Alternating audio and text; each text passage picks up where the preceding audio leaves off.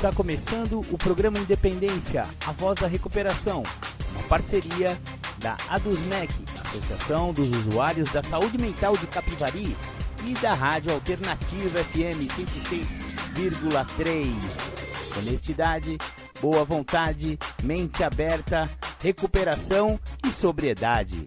Com vocês, Marco Melo. Muito boa tarde, este é o programa Independência, a voz da recuperação, do dia 22 de novembro de 2020. Sejam todos bem-vindos ao nosso programa, que falamos aqui sobre alcoolismo, adicção, que também é conhecido como dependência química, e também dependências emocionais, codependência. Falamos todos os assuntos aí das dependências e principalmente falamos sobre recuperação. O programa Independência já está no ar. Para começar o programa, vamos ouvir aquela do The Flanders, Um Dia Perfeito. Muito bacana, você ouviu aí The Flanders, Um Dia Perfeito, aqui no programa Independência. Muito legal, vamos dando continuidade ao programa Independência, a voz da recuperação. Agora eu vou disponibilizar para vocês uma entrevista e uma reportagem que saiu na Record sobre Cicinho, jogador do São Paulo, jogador do Roma, que é alcoólico, né? E teve muitos problemas com o alcoolismo e conseguiu sair dessa. E então disponibilizamos aí a fala e a reportagem da Record sobre o jogador Cicinho e o alcoolismo. Vocês vão gostar, é uma reportagem muito bacana. É um vazio tão grande, então eu me entreguei completamente a isso. Eu falei, não, esse é o estilo de vida que eu quero. E era um prazer momentâneo, porque quando eu colocava a cabeça no travesseiro, eu queria morrer. Um desejo a mais na vida de quem já parecia ter muito. Conquistei tudo. Eu era famoso, eu tinha muito dinheiro, eu tinha 5 carros na garagem. Mas quanto mais conquistas ele tinha, mais infeliz ficava. Eu tentava preencher esse vazio de que maneira? Bebendo, prostituindo, com amizades, enchendo minha casa de pessoas que às vezes eu nem conhecia. Cícero João de César, o Cicinho, conheceu o sucesso cedo. Jogador de futebol, ganhou títulos, chegou à seleção brasileira e atuou em alguns dos maiores e mais ricos times do mundo. Vocês vendiam a imagem de quê? O Cicinho, um jogador profissional que jogava em alto nível e completamente realizado. Eu era tudo isso dentro de campo, mas na minha casa ninguém sabia as lágrimas que eu derramava por causa da minha dependência. No caminho para se tornar uma pessoa bem-sucedida, Cicinho teve uma parceria desagradável. Uau! E a bebida, aos poucos, foi me tirando o prazer do trabalho, o prazer de jogar futebol. E foi onde eu me entreguei completamente e vivi aí uma depressão durante 4, 5 anos da minha vida, que eu não conseguia dormir se eu não estivesse bêbado. O álcool é um vício que é muito desprezado no futebol. Porque o antidoping, se o jogador beber, tomar um porre um dia antes do jogo, vai apontar, mas não tem problema nenhum. É uma droga aceita socialmente, que eu acho um erro enorme, porque é um caminho, sim, para as outras drogas mais pesadas. O primeiro copo de cerveja veio quando ele tinha apenas 13 anos. A percepção de que aquilo tinha se tornado um vício não demorou muito para aparecer. Foi onde eu detectei que eu tinha esse problema, essa dependência, que eu não conseguia ficar mais do que 2 dias, eu conseguia ficar da sexta para o sábado porque jogava, né? Então eu concentrava na sexta e não bebia. No sábado eu jogava, acabava o jogo aí já tinha que tomar alguma coisa. É muito importante entender que dependência química não é maldade, não é falta de caráter. Dependência química é doença. A moderação forçada só acontecia enquanto o Cicinho precisava entrar em campo. Quando os campeonatos acabavam, os limites também desapareciam. Quando eu estava de férias, o meu prazer era o quê? Era beber dentro da minha casa até e cair. Minha mãe ia numa fábrica, comprava caminhão de bebida e descarregava dentro da minha casa. Eu só saía dali quando tinha que voltar para apresentar no clube. E por pouco, ele não deu um passo mais arriscado. Eu também só me mexi com droga porque tinha antidoping. E eu sabia que se eu mexesse com droga, eu ia viciar também, porque eu era totalmente... Você é compulsivo. Eu sou assim, eu me entrego, entendeu? Se eu vou fazer uma coisa, vamos fazer pra... Até morrer. A morte, ele não chegou. Mas a dependência deixou marca.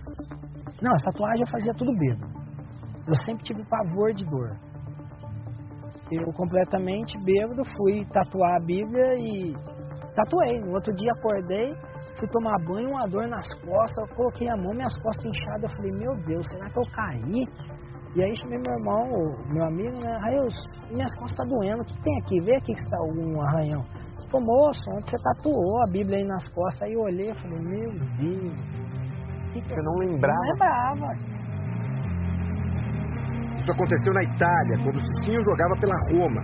Nesse período, a relação com o álcool ficou mais intensa. E pela primeira vez, segundo ele, impediu de treinar. Eu fiquei bebendo mais ou menos das 4 horas da tarde até as 6h30 da manhã. 6h30 da manhã... Bebendo o quê? Só cerveja? Cerveja, vodka. Então eu já estava num ponto que estava extrapolando. Tinha treinamento na Roma às 8h30 da manhã. E aí eu não tinha condições de treinar, estava completamente embriagado, estava assim, muito bêbado mesmo. Eu liguei pro médico e pedi para ele ir até minha casa, falando que eu não tinha condições de treinar, que eu estava com cólica renal. Mentira, você não estava com cólica renal? Não estava com cólica renal, mas eu estava bêbado. Aí eu já vi que eu já não era mais profissional, aí que a depressão bateu forte mesmo. Foi nessa época que ele conheceu Marie, uma brasileira que morava na Itália havia alguns anos. Eu me lembro que ele estava sentado numa mesa e sem camisa, todo tatuado, e tinha algumas bebidas, né, na mesa. E aí eu olhei e de primeiro assim eu tive meio que pena, sabe? Compaixão, assim. Compaixão que rendeu um novo apelido. Marie Marrenta, né? Até pegou o apelido. Porque eu já comecei a falar muita coisa pra ele.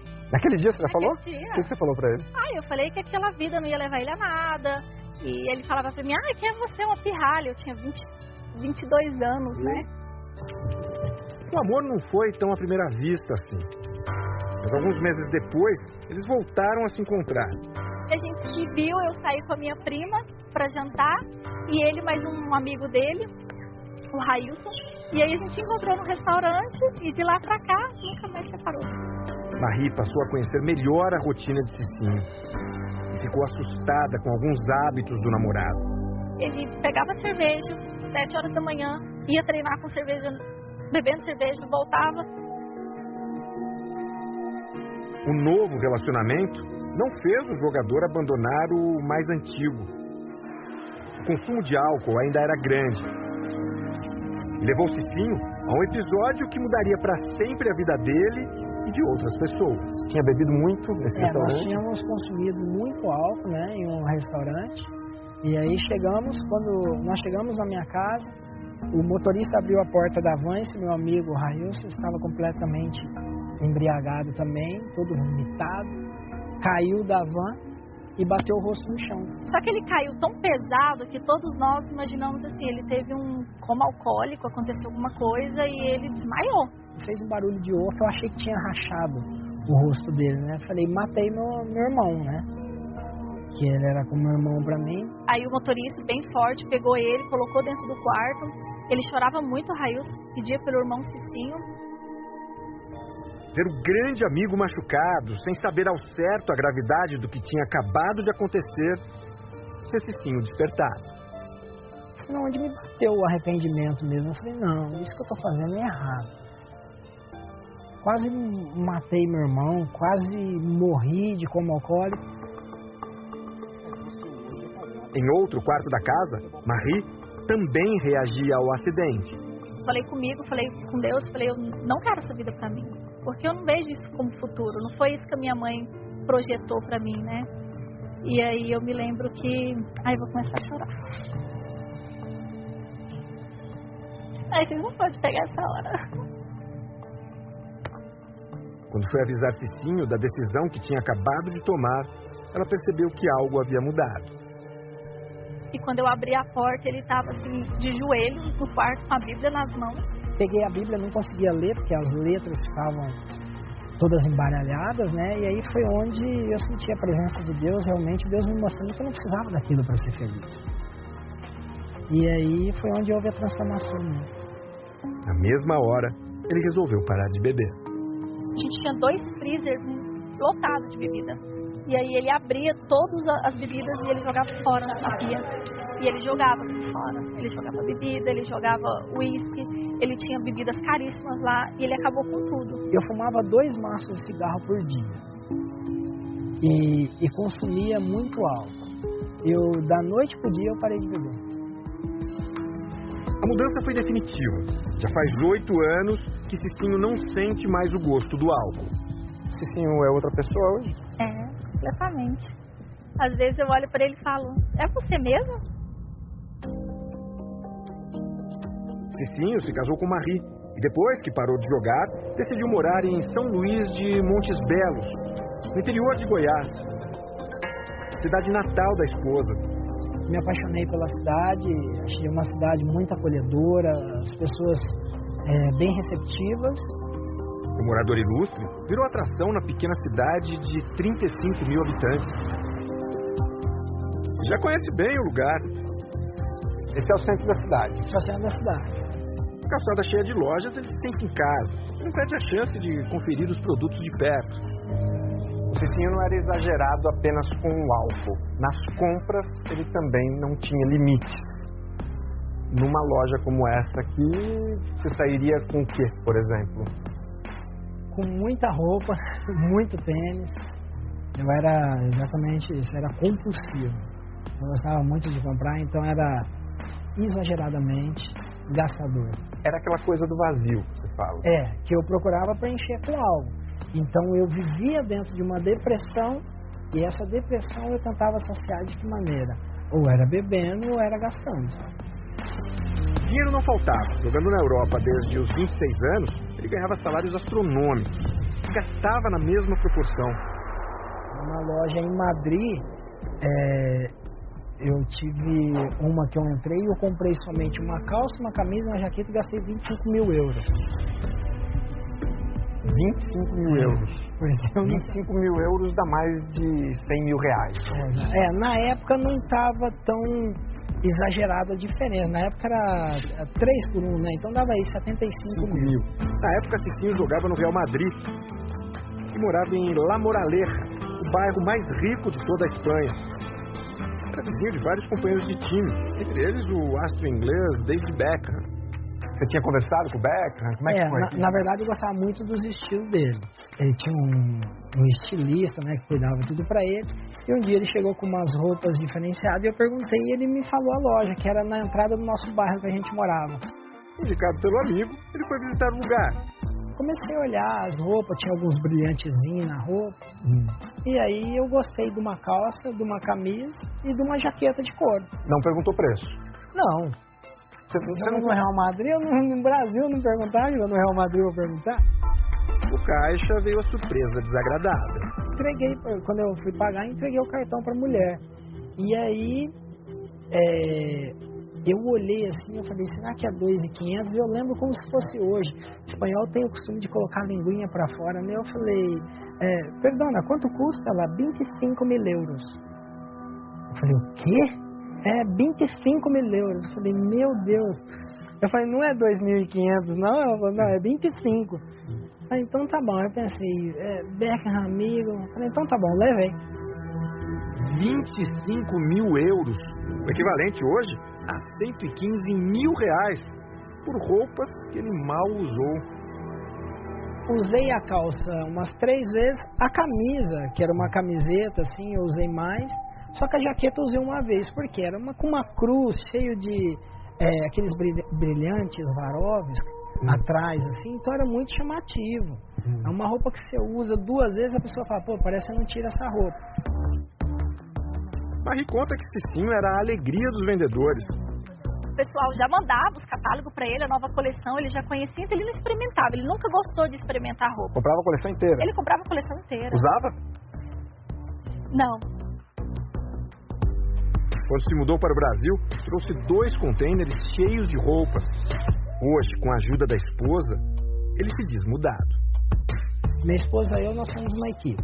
Então, eu ganho, ela administra e a gente gasta. Ela puxa a tua orelha?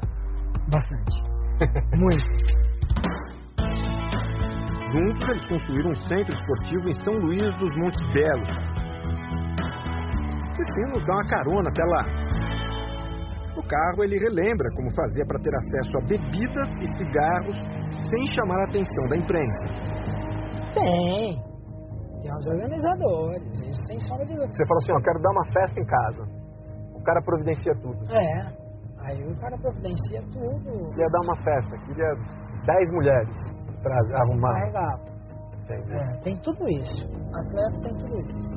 Os organizadores deixam tudo pronto e, na hora da festa, cuidam para que os excessos dos jogadores não sejam registrados.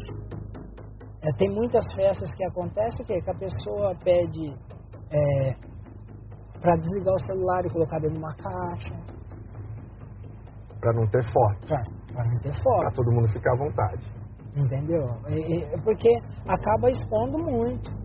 Hoje ele não tem mais o que esconder. Ao contrário, mostra com orgulho o novo centro de treinamento.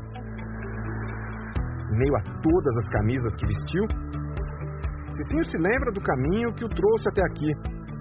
O clube enche o atleta de dinheiro, mas não dá um suporte psicológico, não dá. Depois que eu fui pro Real Madrid, ganhando absurdamente, não tinha quem me auxiliava lá. Tinha minha irmã que estava estudando e meu pai, que sempre trabalhou na zona rural. São Paulo me forneceu respaldo quando eu fui detectado com um problema com álcool. Dr. Sanches, Marco Aurélio Cunha. Hoje dirigente da Confederação Brasileira de Futebol, o médico Marco Aurélio Cunha era coordenador do São Paulo na época em que Cicinho jogava no clube. O médico é aquele que sempre é o primeiro a saber alguma coisa que está acontecendo num time de futebol. Pegar o cara no dia seguinte meio chumbado, vem cá, o que houve? Aí a sua relação médico-paciente, de amigo, de reconhecimento um pelo outro, tal, faz a verdade vir à tona. Depois que o problema foi descoberto, Marco Aurélio e o clube disponibilizaram pela primeira vez um tratamento psicológico para o jogador. Se você conseguir reconstruir o jogador, conversar com ele, cobrar suavemente, convidá-lo para jantar um dia só e seguindo o processo de recuperação, ele vai ter boa chance de se recuperar. E foi assim que Cicinho. Cicinho viu que era possível melhorar, mas só conseguiu deixar o vício para trás anos depois. E ainda hoje, sabe que não pode baixar a guarda. O alcoólatra, um gole basta. Então, o que acontece? É lógico que eu tenho que me policiar. Para que eu vou beber? Se eu já sei onde aquilo pode me levar. Muito legal. Grande reportagem do Câmera Record. Muito atual, né? Essa reportagem é do dia 2 de dezembro de 2019. E conta o drama aí de uma pessoa que foi famosa, rica. Você vê que o alcoolismo, como a gente vive falando aqui no programa Independência, independe de estrutura socioeconômica, de raça, cor, credo, enfim. Se tem uma doença que é democrática, é o alcoolismo. Ele pode desenvolver em qualquer pessoa de qualquer classe social, né? Sendo famoso ou não. Às vezes até os famosos têm ainda mais propensão, né? Porque onde tem muito dinheiro, muita fama, é muita pressão na pessoa. E o álcool nós sabemos que é um amenizador, né? Um falso amenizador dessas provocações, né? Que a vida pode trazer. Então a pessoa pensa que pode tomar uns gole, que aquela pressão vai diminuir. E no entanto, é uma grande ilusão. E no final o alcoolismo dá aquela rasteira que é típica do alcoolismo, né? Vai dar uma rasteira no rapaz, como aconteceu aí, né? Então, fica aí a dica, né? O exemplo do Cicinho, né? Um ídolo do esporte que acabou caindo nas garras do alcoolismo. Bacana. Já que estamos falando de álcool, vamos tocar aquela música do The Flanders também, que fala sobre cachaça, a Mardita, com vocês no programa Independência. Legal, vocês ouviram aí a Mardita com The Flanders. Essa música fala com muito bom humor, mas fala de um problema sério que é a cachaça, né, galera? Vamos tomar cuidado com a cachaça aí, rapaziada. Maravilha, vamos dando continuidade ao programa Independência. Agora sim, uma temática do companheiro, do nosso grande amigo e colaborador aqui do programa Independência, Júlio César Butti. Julião, muito obrigado aí por todos os seus áudios disponibilizados aí nas redes, que a gente pega e passa aqui no programa. Muito legal. Então ele vai falar hoje um passo muito importante no programa de Narcóticos Anônimos, também no programa de Alcoólicos Anônimos, que é o segundo passo. Ouçam aí, Júlio César Butti. Queria agradecer aí por vocês me convidarem para poder falar para vocês, trazer aí um pouco da minha experiência dentro de todos os anos que eu me encontro em recuperação, para poder falar sobre algo que eu acredito muito, segundo passo. Eu entendo que o passo, na própria narrativa dele, fala que viemos a acreditar que um poder maior do que nós poderia me devolver a sanidade. E eu acredito que eu sempre tenho a sanidade até o momento que eu chego ao uso da substância e que eu perco esta sanidade ao chegar ao uso da substância e fazer dela o continuar da minha caminhada. Dentro da literatura de Santo Agostinho, que é um livro de complemento que eu faço a leitura, o livro Confissões, ele fala, logo no primeiro capítulo, o seguinte: não há caminho já dado e pronto. É caminhando que se constrói os caminhos para a caminhada da libertação. Então, não é me dado o passo e pronto. É caminhando dentro desse passo que eu vou me libertar. O segundo passo, para mim, é um passo que me liberta de uma parte da minha doença que me compromete muito, que é a parte da minha maneira de pensar. Eu gosto muito do segundo passo porque ele traz uma ideia de algo muito maior do que a droga, muito maior do que eu mesmo, uma força maior inexplicável, algo imensurável. Esses meus poderes maiores, a quais o segundo passo me coloca em contato, são vocês. É o outro. E quando eu permito com que o outro me direcione, quando eu permito com que o outro me mostre, quando eu permito que o outro me elucide, eu consigo entender o que Santo Agostinho me fala, quando ele me fala: não há caminho já dado e pronto. É caminhando que se constrói o caminho para as caminhadas da libertação. Então são inúmeros os caminhos, inúmeras as caminhadas para que eu me liberte em relação à minha maneira de pensar. Por isso que eu entendo que os meus poderes maiores são vocês. Em alguns momentos é meu médico, em outros momentos é o borracheiro, é o pedreiro, é o pintor, em outros momentos é o pipoqueiro, é o açougueiro, é o funileiro. Eu preciso entender que os meus poderes maiores me dão condição de um caminho para que eu me liberte na caminhada que eu me encontro. Então, quando eu me permito a ser direcionado no caminho que eu me encontro, eu tenho uma chance ímpar de ficar só comigo. E quando eu deixo de querer caminhar o caminho do outro, quando eu deixo de querer ficar olhando muito no caminho do outro e começo a olhar o que é que está sendo me dado nesse caminho que eu estou a caminhar, eu começo a entender por que o segundo passo me fala e me traz uma ideia de que falamos e ouvimos os outros e eles nos mostram o que está funcionando. Porque é através do exemplo. É através de algo que, na realidade, eu nunca dei a devida atenção, que é o exemplo. Eu perdi um grande amigo, um amigo que ficou limpo por muitos anos e depois, quando ele volta a se drogar no caminho que ele estava, na caminhada que assim ele fazia, ele nunca mais conseguiu ficar limpo. E aí ele vem ficar limpo, fracionado, por períodos muito curtos, e dentro dessa parte psíquica, na maneira de pensar dele, ele entendia que não tinha mais o porquê de entrar em contato com ele mesmo e ficar sóbrio, como assim ele já tinha ficado uma vez por mais de uma década. Porque na caminhada que ele fez, que assim ele ficou limpo por mais de uma década, ele não conseguiu obter o que o programa oferece, que é a libertação da doença, da adicção. Ele só se libertou do químico, mas da doença ele não se libertou. Então, uma série de situações que eu acredito que ele trouxe na história de vida dele e que eu também trago na minha, me compromete. Que são dentro das minhas prevaricações, da minha comparação, da minha inadequação, da minha desconfiança dos outros, da minha transferência de culpa, os meus ressentimentos, as minhas mágoas, os meus pormenores. E o segundo passo, quando fala que um poder maior poderia devolver-me a sanidade, esse A craseado, quer dizer que eu sempre tive saúde mental até o momento de usar.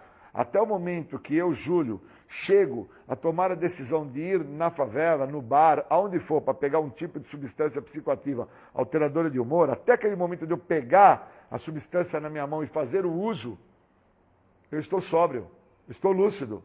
Eu entendo o que eu estou aí indo a fazer e eu entendo qual é o resultado que eu vou obter daquele tipo de substância que eu estou pegando para fazer o uso. Eu só perco a saúde mental em relação à minha maneira de pensar e passo a viver dentro da compulsão e da obsessão, que são as duas vertentes da doença, depois que eu faço uso. E hoje, com 25 anos que eu não faço uso, eu entendo claramente quando a doença está manifestada em mim através da obsessão e da compulsão.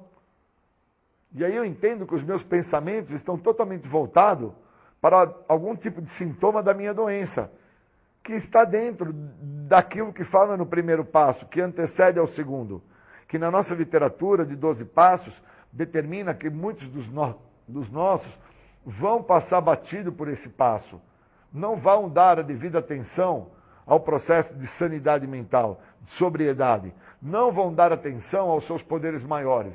Quer dizer, não vão fazer uma escuta rica do que os seus poderes maiores estão a narrar a eles. Então eu não vou dar atenção ao meu médico, eu não vou dar atenção ao meu terapeuta, eu não vou dar atenção ao meu psicólogo, ao meu psiquiatra, eu não vou dar atenção à minha mãe, ao meu amigo, ao meu vizinho, ao meu companheiro, eu não vou dar atenção ao meu borracheiro, eu não vou dar atenção ao pipoqueiro, ao açougueiro, eu não vou dar atenção a nada, porque eu vou passar batido por esse passo devido à minha egocentricidade.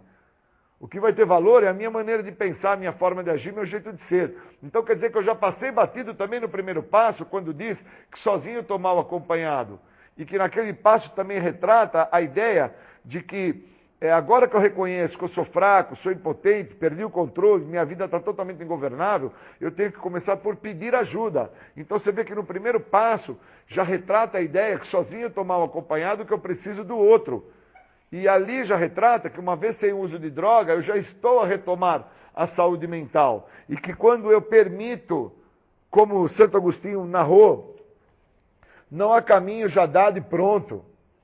É caminhando que se constrói no caminho para as caminhadas a quais eu quero me libertar. Então, eu caminhando dentro do programa, estou a construir uma caminhada dentro disso que eu quero vir a me libertar. Eu quero vir a me libertar não mais da questão da substância psicoativa. Eu quero hoje me libertar daquilo que me leva ao uso da substância psicoativa. Para mim está muito claro, com 25 anos, que eu não faço uso de álcool ou outras drogas, que o meu maior problema não está no uso de álcool e de drogas. Isso nem tem feito mais parte há 25 anos. O meu problema hoje está naquilo que antecede ao uso de droga, que está dentro da minha maneira de pensar. E se eu passar batido pelo segundo passo, não dando a devida atenção aos meus poderes maiores, eu não vou entender que dentro desse caminho que eu estou querendo trilhar, essa caminhada que eu estou a fazer, eu preciso do outro, para que o outro me oriente nesta caminhada, o caminho que eu devo seguir. Santo Agostinho foi muito feliz quando ele me mostra que eu sozinho não vou chegar a caminho algum, que eu sozinho estou muito mal acompanhado nesse caminho que eu quero seguir, e que eu preciso do outro. Então, falar de segundo passo, falar de força maior, falar do que eu permito com que os meus poderes maiores me orientem, me determinem e me direcionem.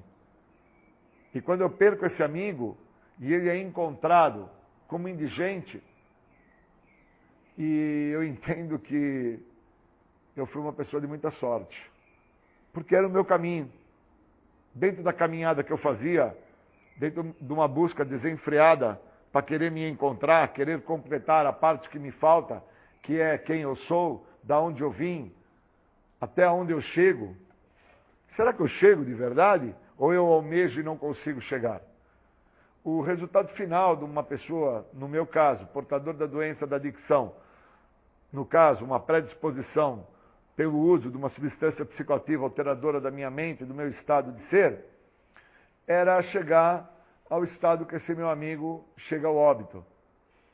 O estado de ser encontrado como indigente.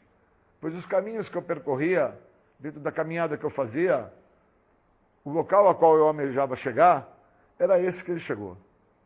E eu acabo tendo esse entendimento, porque lúcido, dentro do que o segundo passo me proporciona, quando eu falo e escuto o outro e permito escutar o que o outro tem a me trazer, e o que o outro me traz? Me traz um fator de experiência.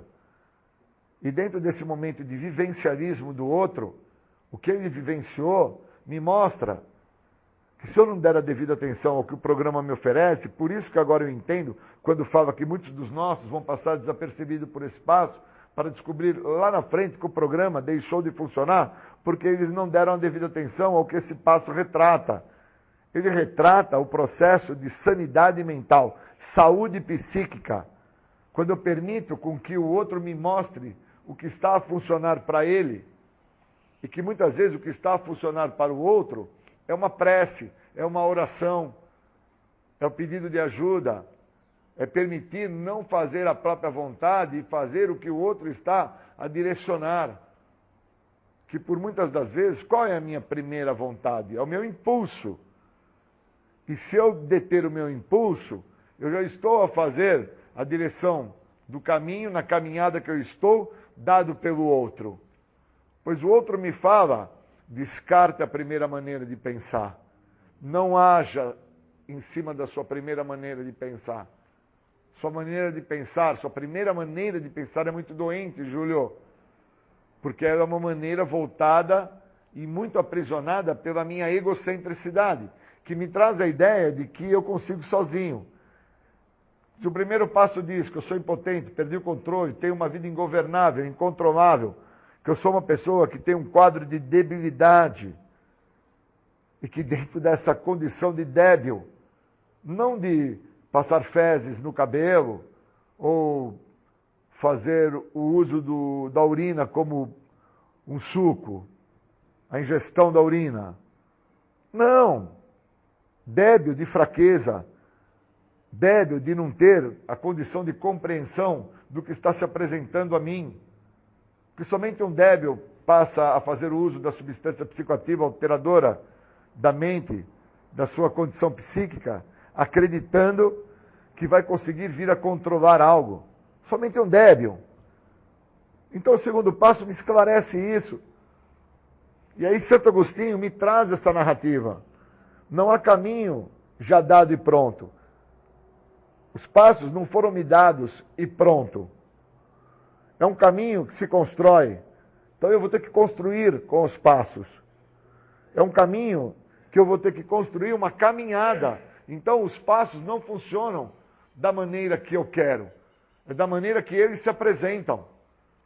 Então quando eu sou chamado num grupo, para falar no grupo, para deixar claro ao grupo qual o caminho que eu estou fazendo, e entendo no grupo aqueles que estão a fazer o uso da substância química alteradora de humor e acreditam que sabem o caminho que estão seguindo e não conseguem entender que este caminho é um caminho tortuoso, é um caminho aonde os seus poderes maiores já falaram a ele: olha, cara, nesse caminho você não vai ter fruto, nesse caminho você vai ter dor e sofrimento, esse caminho é nocivo. E o mesmo assim percorre esse caminho, isso mostra o total processo de loucura, de insanidade, de perda de senso de limite. Esse caminho está mostrando para mim que se eu seguir esse caminho que a pessoa está seguindo, eu vou ter problemas maiores. Então, eu, dentro do processo, ao receber a notícia que esse meu amigo, na caminhada dele, nesse caminho que ele almejou, ele entrou em óbito, para mim ficou muito claro que a falta de segundo passo, a falta de senso crítico, a falta de permissão, deixamos de fazer a nossa vontade e passamos a escutar o que o outro tem a me falar.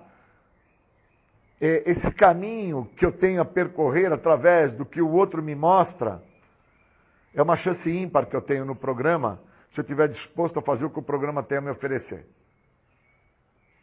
Então eu saio muito cedo para fazer qualquer atividade e eu permito nesse caminho que eu vou fazer com que algo muito maior do que a minha compreensão da minha egocentricidade se manifeste.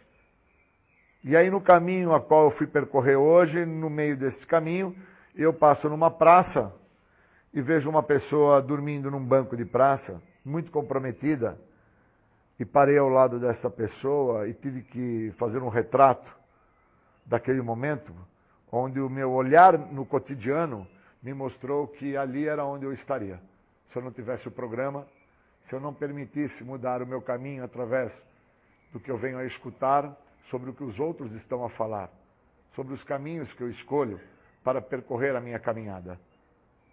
E aquilo me impactou muito hoje de manhã, e eu entendi que o segundo passo está se apresentando para mim agora de uma forma externa, mas muito intrínseca, muito dentro de mim, dentro do que eu sinto. Quando eu vi a pessoa sentada no banco, mexeu muito comigo, porque eu já tinha recebido a notícia do meu amigo que tinha vindo a falecer, e entendi que ali deve ter sido a morada dele. Num banco de praça, na rua, sem todo o suporte a qual eu tenho. Então eu preciso me manter em sobriedade, eu preciso me manter em lucidez, eu preciso me manter dentro do que o programa tem a me oferecer. Falamos e ouvimos os outros, eles nos mostram o que está funcionando para eles, e assim pode vir a funcionar para mim também. Segundo passo.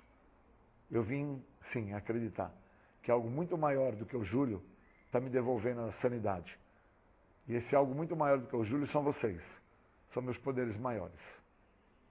Que fala, que mostra, que existe, que me toca, que me confronta, que me para. Sem vocês, realmente, eu estou muito comprometido. Sem vocês, eu estou fadado aos horrores da doença. Onde o resultado final dos horrores da doença vai ser eu chegar ao uso da substância química que vai me conduzir ao óbito. Queria agradecer muito.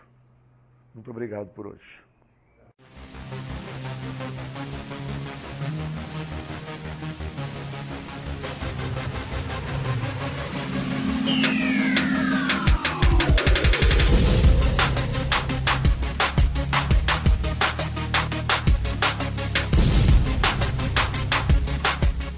Você está ouvindo o programa Independência, a voz da recuperação. Para participar ou tirar suas dúvidas, ligue 3492-3717 ou então pelo WhatsApp 99650-1063. Agora vamos fazer um giro pelas Irmandades de Capivari. Narcóticos Anônimos, temos reuniões em Capivari e em Rafar. Capivari, reuniões segundas-feiras, quartas-feiras e sábados às 20 horas. Rua André de Melo 286. Rafar, reuniões terças-feiras e sextas-feiras às 20 horas. Lá no Salão Paroquial da Igreja Nossa Senhora de Lourdes, Rua Soares Hungria, 164 Centro. Alcoólicos Anônimos, reuniões quartas, quintas e sextas às 20 horas e domingo às 9 horas da manhã, Rua André de Melo 286. Grupos Familiares Naranon, reuniões quintas 20 horas e domingos às 15 horas, Rua Dr. João Adolfo Stein, 480, Pão de Açúcar. Grupos Familiares Alanon, domingos 9 horas, Rua André de Melo 286. Pastoral da Sobriedade para familiares e dependentes. Reuniões segundas às 19h30 na Igreja São Benedito, Rua Doutor Rodrigues Alves, número 50. Neuróticos Anônimos. Reuniões sábados, 15 horas. Rua André de Melo, 286, Sobreloja. Legal, você ouviu aí os giros pelas Irmandades. Só retificando, as reuniões presenciais de Alanon e Naranon ainda não estão acontecendo em função da pandemia.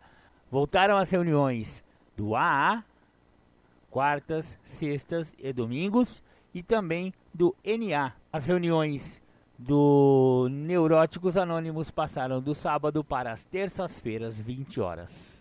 Muito obrigado. Assim, antes vocês ouviram Júlio César Butti falando do segundo passo com muita propriedade. ZYM 779, canal 292, operando na frequência modulada de 106,3 MHz. Rádio Alternativa FM. Estúdios na Rua Barão do Rio Branco, 1351, Centro, Capivari, São Paulo. Fone 3492-3717. Sistema Digital de Comunicação. Uma emissora do Grêmio do Projeto Cultural e Criativo Alternativa. Rádio Alternativa FM, a rádio do povo.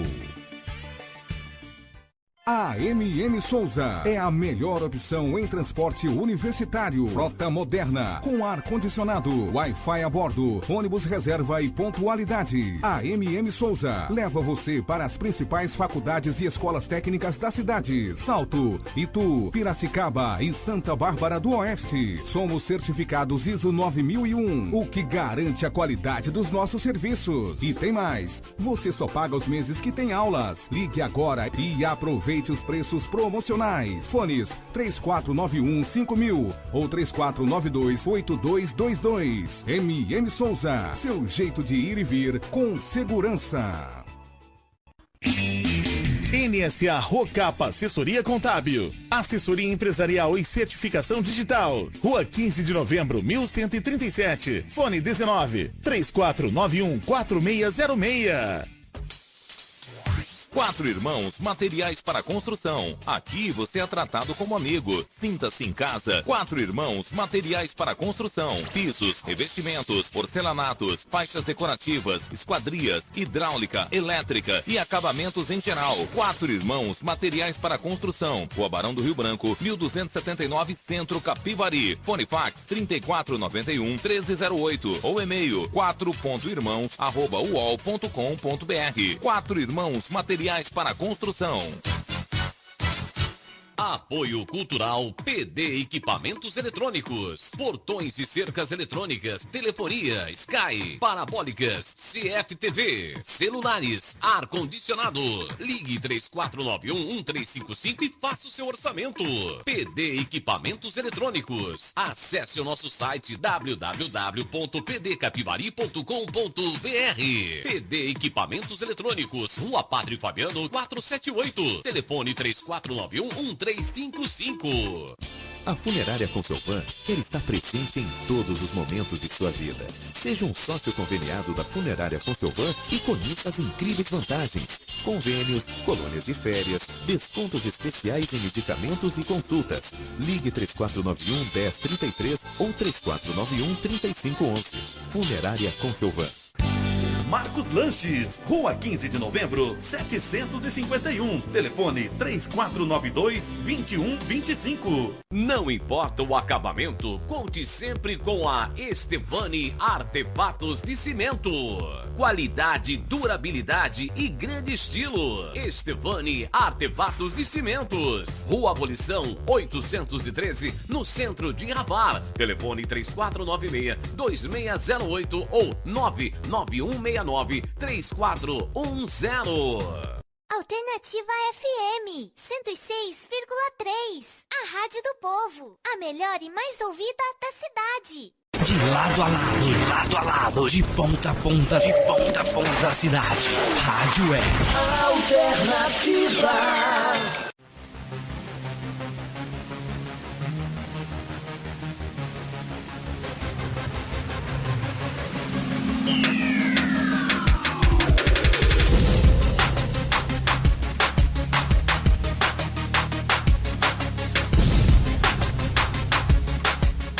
Você está ouvindo o programa Independência, a voz da recuperação. Para participar ou tirar suas dúvidas, ligue 3492-3717 ou então pelo WhatsApp 99650-1063. Bacana, bacana! Você ouviu aí, depois dos nossos intervalos, duas na sequência da banda O Teatro Mágico. A primeira, Eu Não Sei, na Verdade, Quem Eu Sou. E a segunda, amanhecerá. Muito legal. Tem um pouco a ver com a nossa pegada aqui, né? Principalmente amanhã será um novo dia, né? O Só por Hoje tem tudo a ver com isso. Agora vocês vão ouvir uma partilha. Partilha é quando dentro de uma sala de narcóticos anônimos, que vai ser o caso, uma pessoa que seja membro da Irmandade, que já tem algum período de que está limpo, que está em sobriedade, ela conta um pouco da sua história. Então vejam só a história dessa menina. Ela é anônima, então não tem nome. Beleza? Ouçam aí a história de uma narcótico anônima. Por me permitir estar aqui hoje, né? Tá passando um pouco da minha experiência, não sou profissional, né, de recuperação, mas é um pouco do que eu vivi, né? Eu vivi essa experiência de recuperação e recaída. Eu cheguei na Irmandade de Narcóticos Anônimos em 2011, dezembro de 2011, nas festas de final de ano. E eu consegui me manter limpa nesse final de ano de 2011, sabe? Eu cheguei aqui no Central, fiz o meu ingresso aqui. Tinha pessoas que eu já conhecia aqui dentro, da minha ativa, pessoas que me receberam. Então eu me senti praticamente em casa, né? Já conheci algumas pessoas, mas praticamente eu não assimilei nada do programa, né? Continuei fazendo do meu jeito. Eu tinha uma madrinha, mas a minha madrinha era status, só para dizer que eu tinha uma madrinha. Eu não ouvia nada do que ela falava. Eu só comunicava a ela que eu estava fazendo alguma coisa, e tudo errado, né? Sentava aqui, falar com vocês. Tá tudo bem. Se tivesse tudo ruim, eu também falava que estava tudo bem. Eu não estava sendo honesta, né? Com os meus sentimentos, com a minha realidade. E eu continuei voltando por causa de dor, né? Eu tinha passado muita dor usando, muita humilhação, mas pra mim era festa ainda, sabe? Não era uma coisa séria, eu não tratava com seriedade, eu não me conhecia a fundo, eu fazia o que dava na minha cabeça, não pedia ajuda. E eu fiquei por 7 meses abrindo grupo, evento de aniversário. E eu me empolguei, né? Me empolguei com o serviço desde o começo, né? O serviço na Irmandade. Mas a minha recuperação estava de lado. Eu não entrei em recuperação no início, né? Eu estava limpa.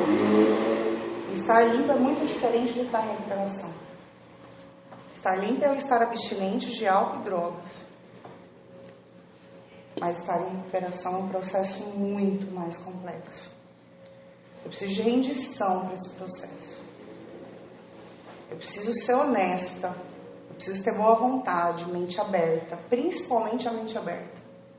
Eu peço para Deus todos os dias para que minha mente não feche. Que é através dela que entram as coisas. Que eu preciso ouvir para poder seguir. Em recuperação. E eu não tinha nada disso. Não tinha mente aberta, não tinha boa vontade. E não era honesta. Comigo. Eu acho que a primeira coisa é comigo. Preciso saber o que eu estou pensando. Eu não sabia nem o que eu estava pensando, o que eu estava sentindo, eu não sabia de nada. Né? Porque eu passei muito tempo mascarando tudo, anestesiando tudo.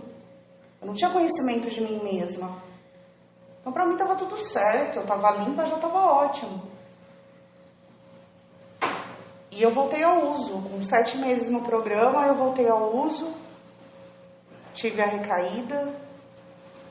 Pedi ajuda para minha mãe nesse momento. Engraçado que eu voltei ao uso várias vezes desse período. Mas eu nunca desisti, sabe? Eu nunca desisti e nunca deixei de acreditar que funciona. Porque eu sentava aqui e falava assim, eu tô um dia limpa. Mas eu nunca deixei de acreditar. Alguns companheiros que estão aqui sabem o meu processo, conhecem a minha história. E foi muito difícil para chegar no hoje, no meu hoje. Foi um processo doloroso. E eu tornei ele pior. Porque eu não me rendia. Eu não me rendia ao programa. Eu ainda achava que eu podia fazer as coisas que eu queria, as minhas vontades, insanidade. E não é por aí, né? O programa ele é de princípio. Se eu não seguir o princípio, eu não adianto, não entro em recuperação.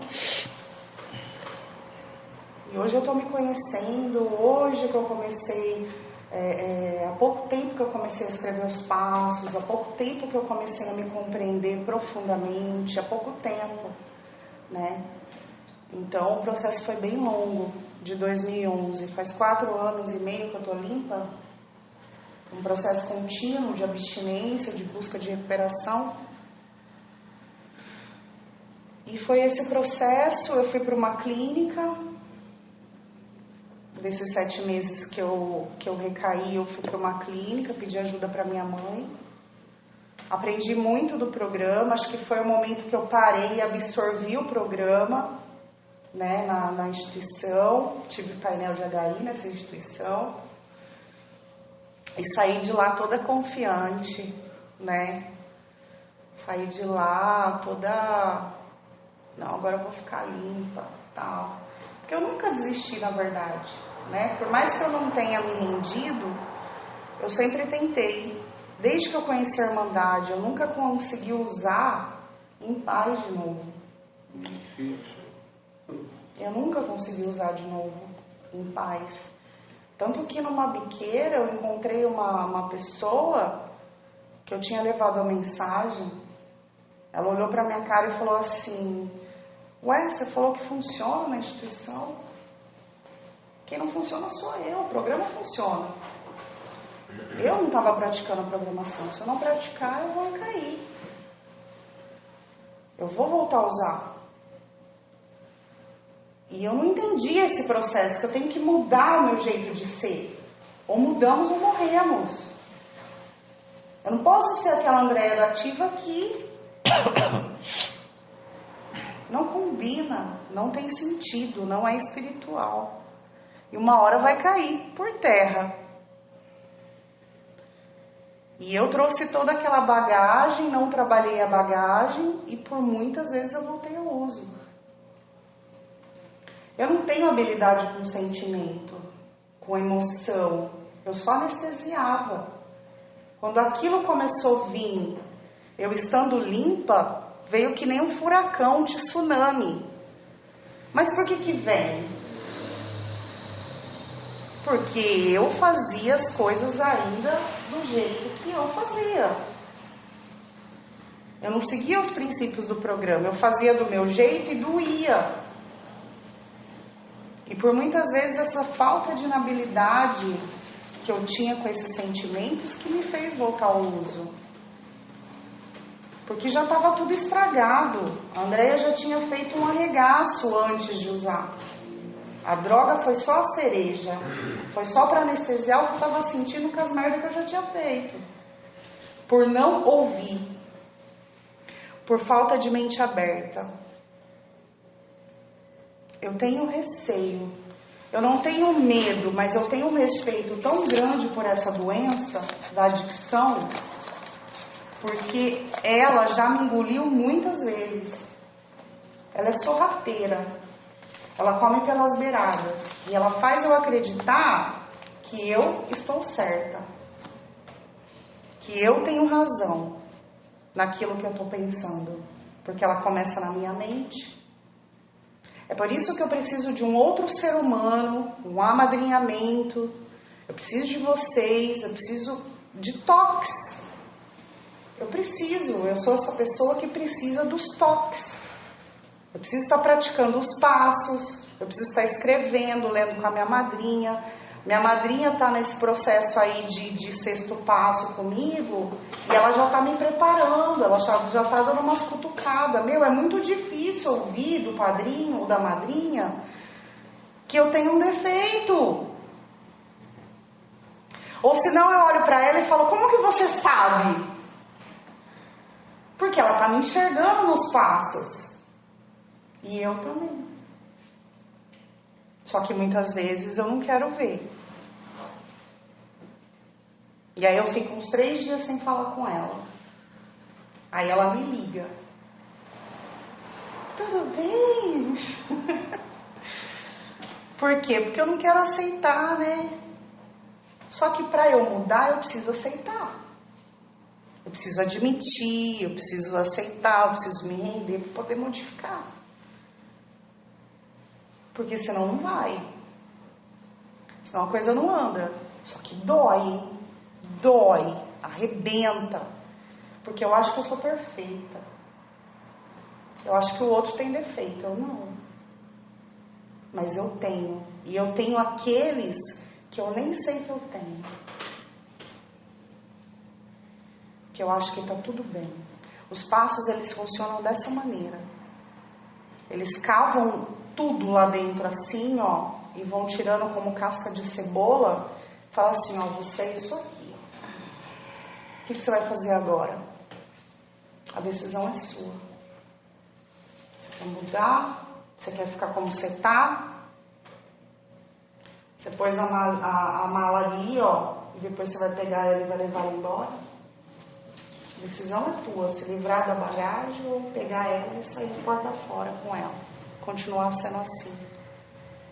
Mas a literatura, ela é clara. Ou mudamos, ou morremos. Em algum momento, aquele defeito vai fazer eu tropeçar e eu vou cair. Se eu não trabalhar ele. E a experiência que a gente tem na irmandade nítida de pessoas com muitos anos limpa, que em algum momento deixaram de praticar ou de fazer alguma coisa. E eu acredito no que está escrito. Eu acredito no que está escrito. Eu não duvido mais desse programa. Porque foi há 4 anos e meio atrás que eu falei, agora chega. Agora chega. Porque não é o outro que vai limpar a merda que eu fiz, sou eu mesma. Sabe? Eu vou ter que recolher tudo, vou ter que dar a volta por cima, vou ter que vir aqui encarar vocês, falar que eu tô um dia limpa. Encarar vocês não é nem um problema.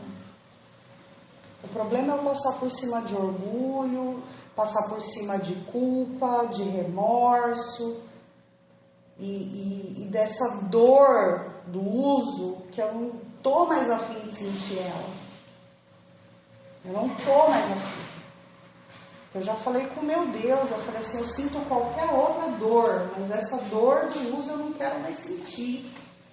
Essa dor da humilhação, essa dor de ficar correndo atrás de mais uma, de pedindo pelo amor de Deus, de não conseguir parar, de não conseguir voltar para casa, de acordar não sei aonde, ou dormir não sei aonde, sabe? Eu não quero mais isso, eu não quero mais ser movida por essa doença. Porque ela faz eu fazer as coisas que eu não gosto de fazer, que eu não quero fazer. Mas se eu der uma brecha, eu faço. Eu sou adicta, eu não vou deixar de ser adicta. Ela é incurável, progressiva e fatal. Em algum momento ela, sabe, ela me arrasta se eu deixar, sabe? E eu fui por muito tempo arrastada por ela. E aí eu lembro que eu falei com a minha madrinha na época, eu falei assim, eu vou para uma clínica, eu vou me internar para eu poder parar de usar. E aí ela falou assim, viu, volta pro grupo. Você vai fugir até quando?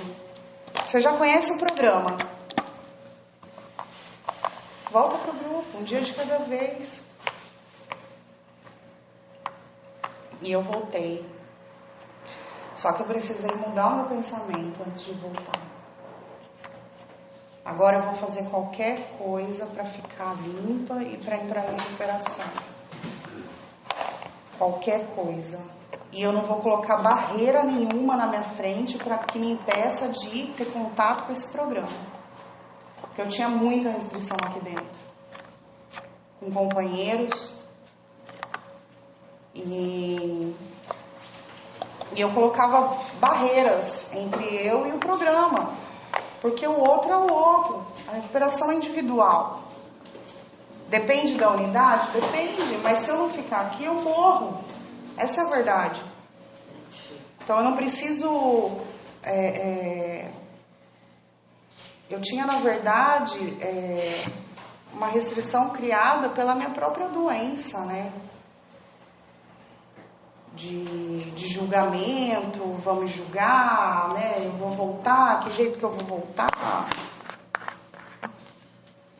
E eu voltei. Vivi um dia de cada vez. Mas eu fui mudando o pensamento, sabe? Eu precisei mudar a minha forma de agir, de pensar, principalmente a de pensar, porque senão eu não ia ficar aqui dentro. Eu tive abstinência aqui dentro, eu já tive vontade de morrer aqui dentro desses 4 anos e meio. Já tive vontade de desistir, largar tudo. Eu senti uma dor enorme quando minha mãe faleceu. Sabe, eu já senti um monte de dor aqui dentro, de arregaçar mesmo. E continuo sentindo, que a vida não vai ser maravilhosa só porque eu parei de usar e eu estou entrando em recuperação, as coisas vão vir. E o programa ele é preventivo. Se eu praticar ele é preventivo a uma recaída. Quem pratica não recai. Se eu estiver sempre com vocês, se eu estiver sempre aqui, escrevendo o meu passo, falando com a minha madrinha, se eu tiver todas essas ferramentas e usando elas, não tem como eu recair. Não só por hoje falo, não preciso temer nada. Né? Se eu continuar confiando, acreditando, não é nem obediência, né? É confiança. Eu preciso acreditar. E eu continuei acreditando nessas dores que eu tive. Tive perda de emprego, de relacionamento, ente querido. Perdi muita coisa que eu gostava. E eu pratiquei o programa para poder continuar aqui dentro. Eu fiquei perto de vocês. Minha mãe faleceu no sábado, na quarta-feira eu já estava no HI. E foram vocês que estiveram do meu lado, sabe? O cemitério tinha mais gente do DNA do que da minha família. Andador, cadeira de roda, tudo que minha mãe precisou, adiantar exame, tudo foram companheiros. Providenciaram. O amor de DNA chegou dentro de casa. E esse é o meu alicerce. São vocês, é o programa, é um Deus. Meu alicerce não pode estar em pessoas. Se estivesse na minha mãe, eu já não estava mais aqui. Não pode estar no meu trabalho, no dinheiro. Já fiquei muito sem dinheiro em recuperação. Já fiquei desempregada em recuperação. Né? E o meu alicerce ele não pode estar em nada material. Ele precisa estar no espiritual, ele precisa estar no programa. E eu só consigo manter também o que eu dou. Eu preciso doar. Senão eu não consigo manter. E qual que é a doação que eu faço hoje? Eu venho, eu espero recém-chegado, faço um serviço abnegado, pratico o amadrinhamento. Então, assim, eu preciso levar essa mensagem para continuar com ela. Eu preciso continuar falando de NA, sabe? Preciso continuar praticando o 12º passo. E o serviço me ajuda muito também a ficar limpa. Me ajuda a ter comprometimento, responsabilidade, sabe? Me ajuda a amar. Amar o ser humano. Eu aprendi a amar pessoas no serviço de NA. Porque no serviço eu preciso conviver com pessoas. E eu preciso saber que essas pessoas, elas têm a mesma doença, mas não são iguais a mim. Elas não vão fazer o que eu quero que elas façam. Elas tiveram criações diferentes, têm personalidades diferentes. E foi no serviço que eu aprendi a conviver, aceitar, amar. Foi aqui que eu aprendi a me amar também. E me amar não é fácil, não. Porque eu não cheguei nesse nível de autoaceitação profunda. Eu não me aceito profundamente.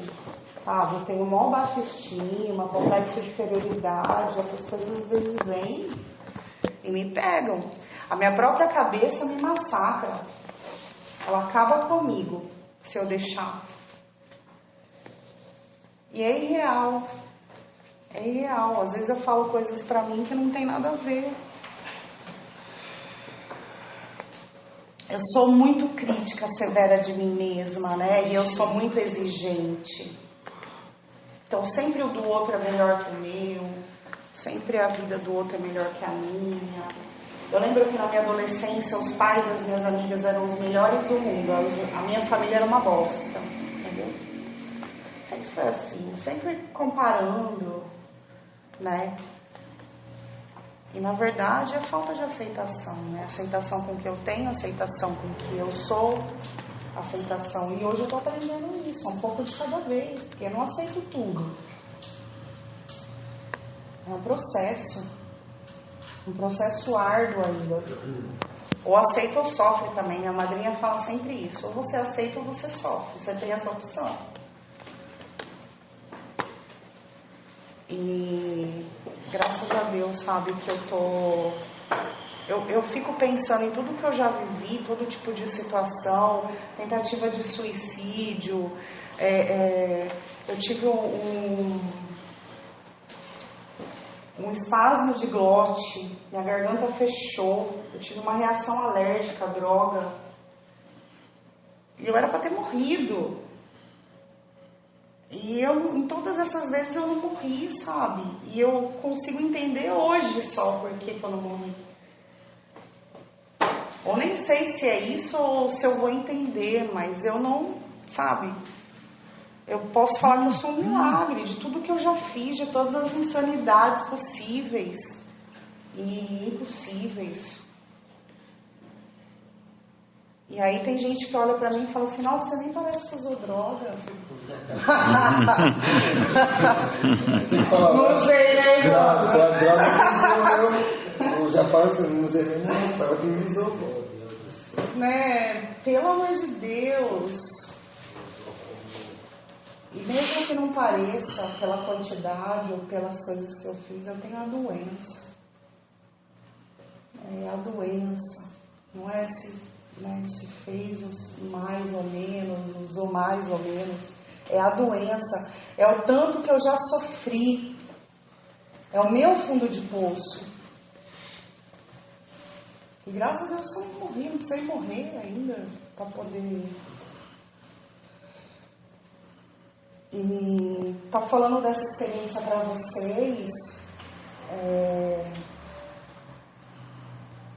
é uma superação para mim. Porque eu não conseguia ficar limpa.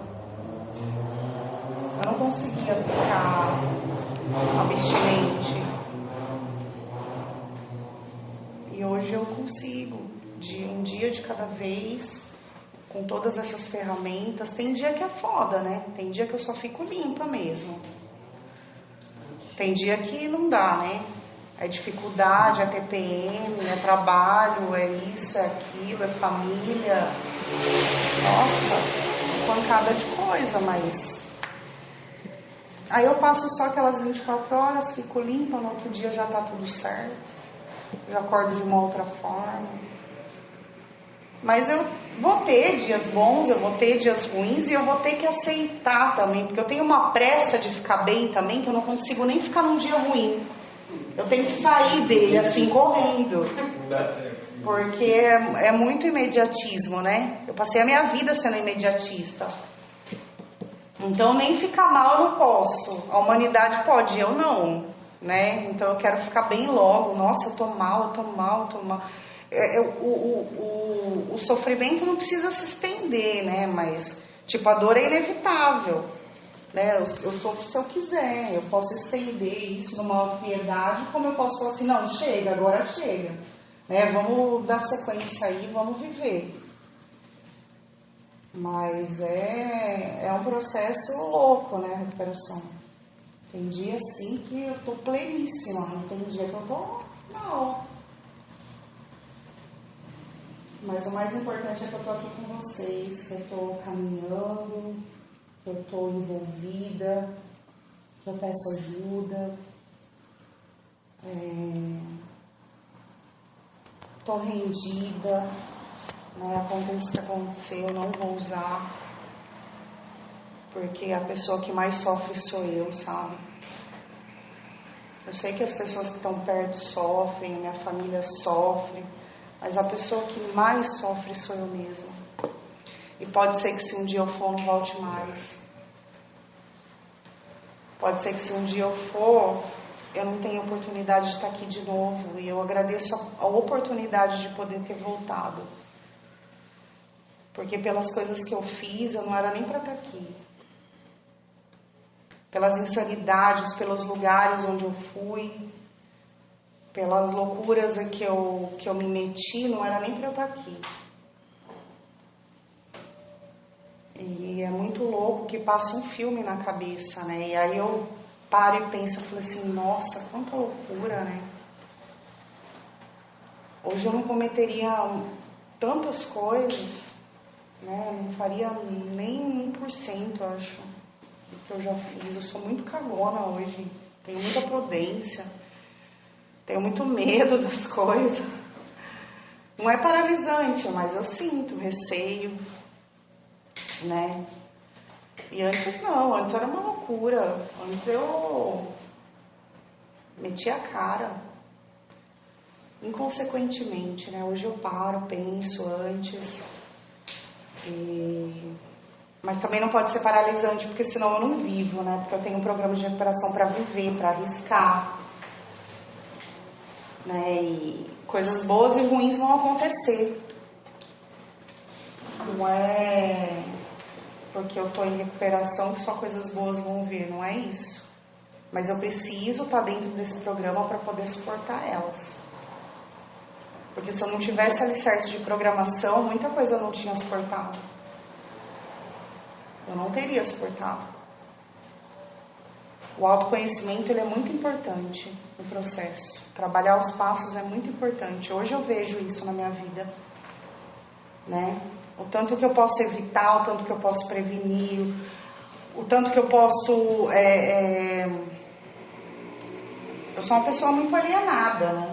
Então eu me anestesio nos pensamentos, fico criando um castelo, fico imaginando coisa que não existe, né? Eu já fico numa situação, eu já crio ela de uma outra forma. Então eu sou assim, eu tenho essa mente louca, distorcida, alienada, e eu saio fora da realidade para não sentir dor, porque eu não gosto de ficar na realidade, eu sempre gostei de sair dela. Então às vezes com o meu pensamento eu crio um castelo, eu vou lá nele e fico lá. No mundo fantástico de Bob, né? Lunática, né? No mundo da lua. Porque eu tô anestesiando, eu preciso estar no real, na realidade. E a minha mente conta essas loucuras aí pra mim. A minha mente conta essas alucinações aí, ó, pra mim, né? E mesmo limpa. Mesmo limpa. Ela me come. Ela vai comendo. Ela tá ativa. Se ela migra, ela vai de um lugar para outro. Parece que ela fala assim, a Andréia já superou isso daqui, então eu vou lá na outra banda dela, porque ela é mais fraca ali. Então eu vou ali comer ela ali, ó. Né? Ela é estrategista, a doença. Ela é estrategista. E se eu não tiver dentro do programa, eu me ferro, bonito, e muito rápido, sabe? O adicto, ele é capaz de se erguer muito rápido, mas cair também é rapidão. A queda, do mesmo jeito que sobe, desce. né? E só por hoje não é isso que eu quero. Só por hoje eu quero continuar voltando, eu quero continuar aprendendo, quero continuar com vocês, né? Esse grupo central é o meu grupo de escolha. Eu amo esse grupo, tenho um amor pelos companheiros que estão aqui. Muitos me viram chegar e me acolheram demais. Eu recebi muito amor aqui dentro, continuo recebendo, né? E nunca desistiram de mim, sabe? Nunca desistiram de mim. E hoje eu não desisto de ninguém também. Eu acredito em todos. Todos vocês eu acredito. Se eu não acreditar em vocês, eu não acredito em mim. E é possível. O programa funciona. Queria só agradecer a todos pela presença, por me ouvirem. Boas 24 horas. E agradecer ao GP. Obrigado aí pelo evento. Tamo junto. Obrigado, Déia.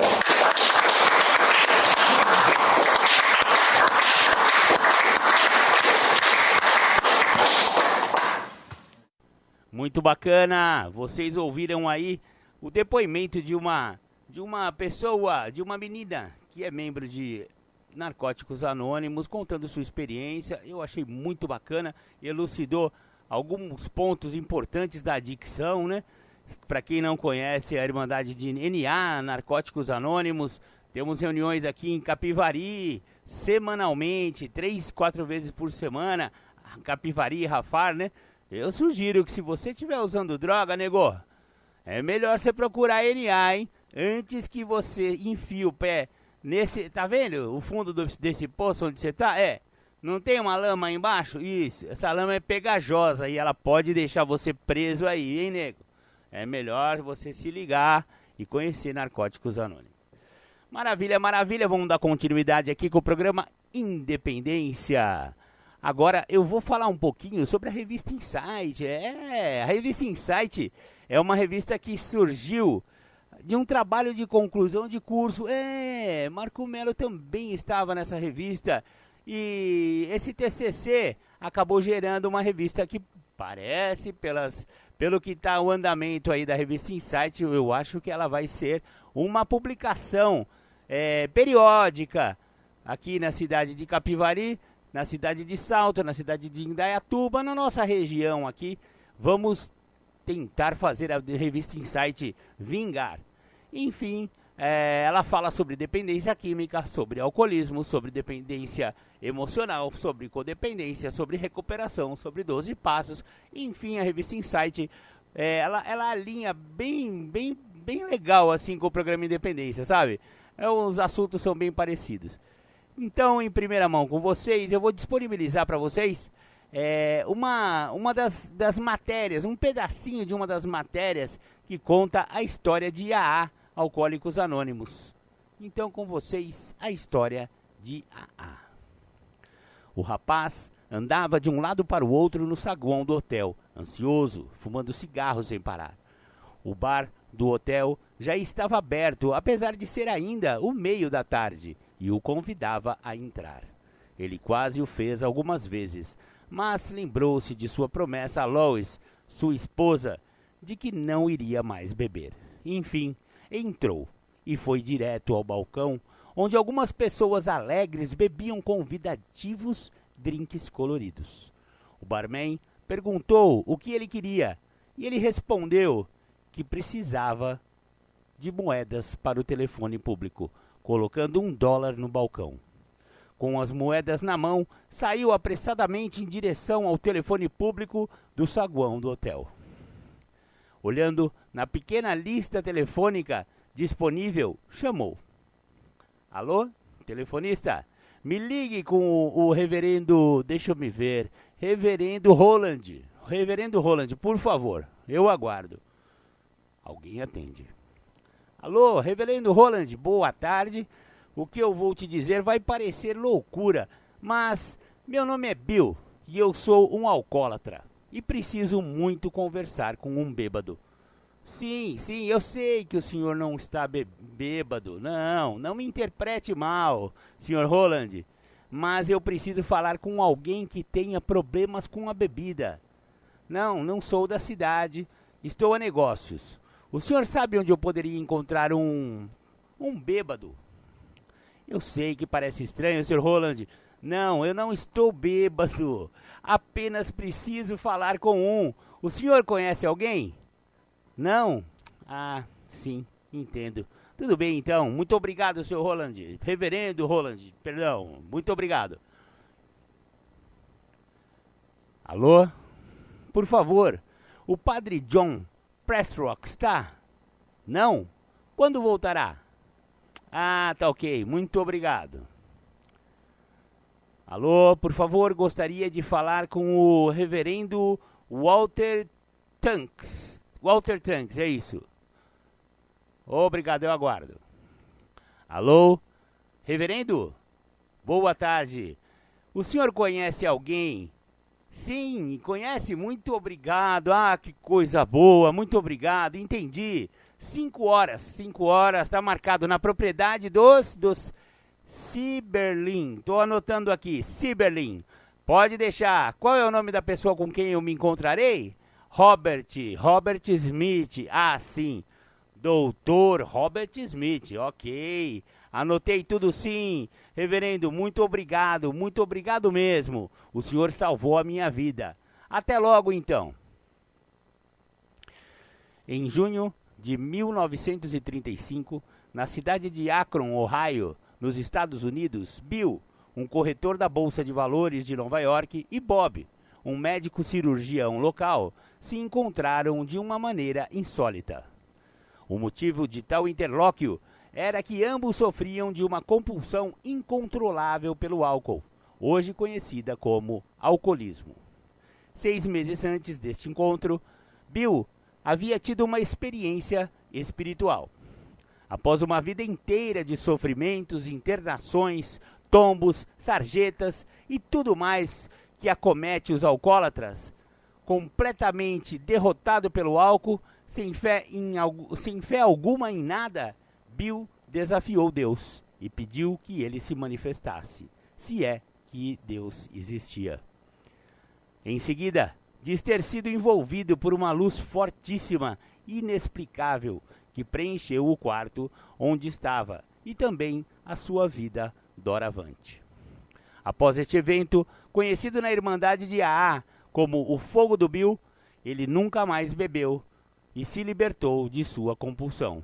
Mas não foi apenas essa luz mística que teria produzido este efeito em Bill. Através de um amigo também alcoólico, conheceu os grupos Oxford, muito ativos no aprimoramento moral e espiritual de seus membros no início do século XX. Outro fator relevante à conquista de sua sobriedade foi ter recebido muita ajuda do Dr. William D. Silkworth, médico de Nova York, especialista em alcoolismo. Voltemos a Akron, junho de 1935, propriedades dos Ciberlin. Boa tarde, Dr. Bob. Apertou-lhe a mão, que tentava disfarçar o tremor. Meu nome é Bill. Olha, Bill, eu não me leve a mal, mas eu tenho muitos afazeres. Só poderei dedicar-lhe uns 15 minutos. Minha esposa insistiu, juntamente com o reverendo Tanks, um grande amigo de longa data, mas, sinceramente, tive muitas pessoas que tentaram me ajudar, médicos, curandeiros, religiosos. Não consigo imaginar como você poderia me ajudar, Bill, não leve a mal. Bob, eu não vim lhe ajudar, eu vim lhe pedir ajuda. Bob ficou espantado.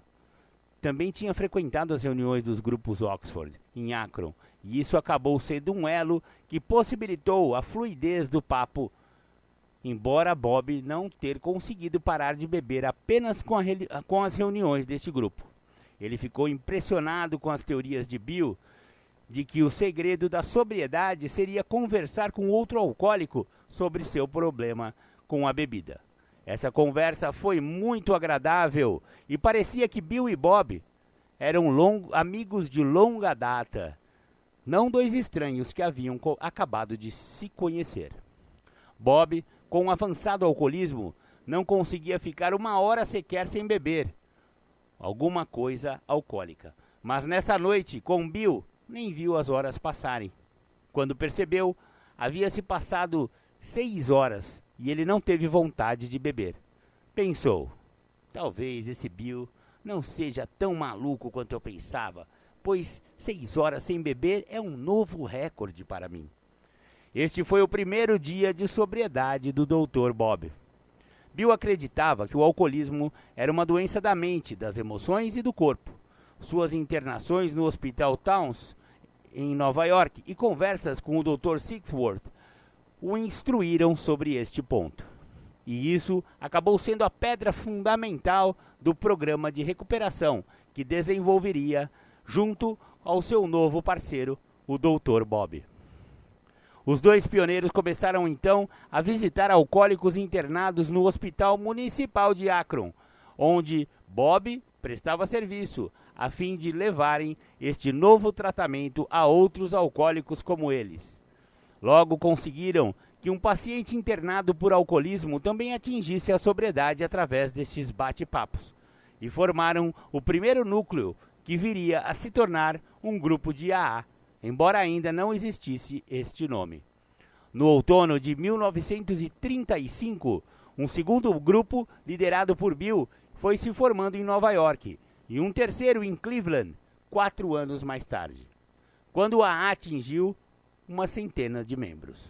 O ano de 1939 foi decisivo para a AA, com a publicação do livro grande, intitulado Alcoólicos Anônimos. Foi quando iniciou oficialmente essa irmandade que agora tinha um texto-guia do tratamento, baseado em seus 12 passos. Um sistema revolucionário para parar de beber.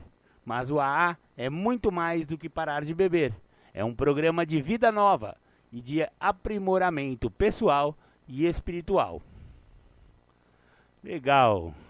Então esse foi um trechinho da matéria da revista Insight. Se vocês quiserem saber mais sobre a revista Insight, manda um zap aqui para o programa Independência, 996501063, e a gente pode te dar muito mais informações sobre essa revista especializada em alcoolismo e dependência química.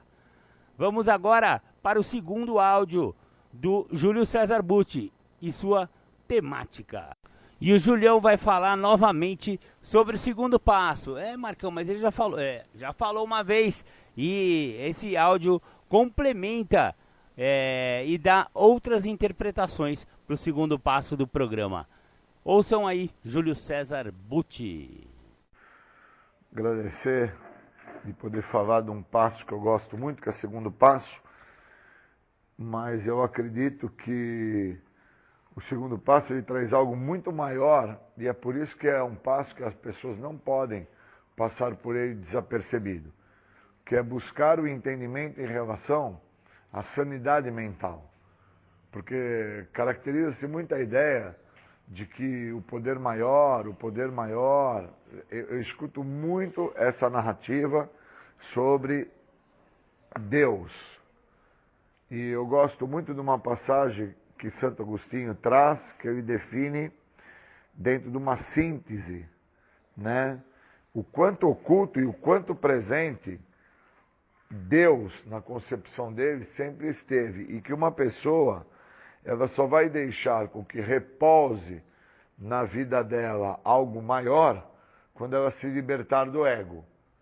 Enquanto não se libertar do ego, nada vai poder repousar em sua vida.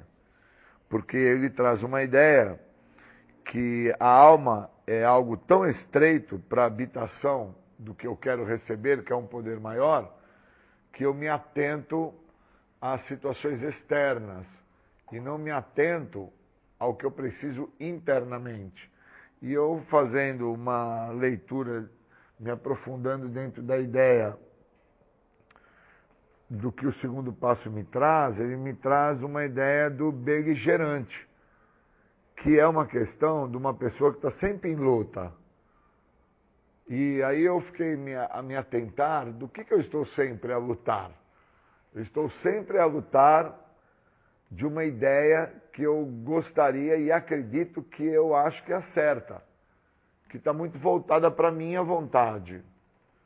Então eu não permito com que nada maior habite em mim, com que nada maior faça parte de mim, nada maior adentre a minha alma estreita, porque o que sempre tem valor é a minha maneira de pensar. Enquanto eu continuo dentro dessa ideia de que o que tem valor é a minha maneira de pensar, eu não consigo parar o beligerante. Eu estou sempre a lutar. E o segundo passo é um passo que eu não posso passar despercebido por ele. Eu não tenho esse direito de passar despercebido. Eu preciso dele. Eu preciso desenvolver saúde mental, sanidade. Se eu não desenvolver sanidade, eu, então, não me vejo como eu preciso me ver. Eu costumo fazer uma atividade física sempre muito cedo, na primeira hora do dia, ao horário que o grande mestre do universo está a radiar. E no dia passado, ontem, eu acabei não fazer essa mesma atividade, que é uma atividade de intensidade, mas à noite. E quando eu fiz ela à noite, eu pude perceber que o que eu desenvolvi de dopamina, de endorfina, me fez sentir uma sensação que durante o dia eu não estava a prestar atenção. Porque, de certa forma, está me faltando sanidade para entender que eu tenho ido buscar bem cedo essa dopamina, essa endorfina, através do esporte, para aguentar o dia que eu vou ter. Porque o dia que eu vou ter acaba por me comprometer em várias situações e circunstâncias do meu dia. E, obviamente, acaba passando batido muito do que eu sinto por parte de já ter adquirido dopamina e endorfina muito cedo. Então, a sensação de bem-estar que eu tenho, ela não vem de eu estar sóbrio. Ela não está vindo de eu estar sem uso do álcool e de droga. Ela está vindo disso que eu estou indo procurar e que eu estou indo a desenvolver, que é essa sensação de bem-estar através dessa droga natural aí do corpo, que o corpo produz, a endorfina. E visto que eu faço uma atividade de intensidade, e visto que eu tenho feito isso com regularidade e intensidade, eu começo a entender que quando eu não faço isso, me falta algo. E aí eu estava junto com o meu colega de treino, e antes de fazermos atividade, eu vi ele indo buscar por várias vezes o açúcar. Ele saía de onde ele estava, ia num local, pegava uma colherada de açúcar. Ao terminar de sentir aquele prazer do açúcar, ele levantava de novo, ia até o local, pegava outra colherada do açúcar. E aí, conversando com ele, eu perguntei a ele se ele estava percebendo o que estava faltando a ele. Porque eu consegui ter a percepção do que me faltou durante o dia todo quando eu fui à noite correr. Porque esse mesmo meu colega se virou para mim depois do treino ocorrido e falou para mim assim: cara, você tá pilhado, hein? Você tá pilhado. E na verdade, o que eu estava? Eu estava sobre o efeito daquilo que eu busco. Então, se eu não tiver sanidade mental para entender que eu posso usar o programa para buscar sentir o que antes eu estava por buscar sentir quando eu usava álcool e droga, eu não vou entender que esse programa ele me gera benefícios imensuráveis. O ficar limpo me proporciona uma sensação muito agradável.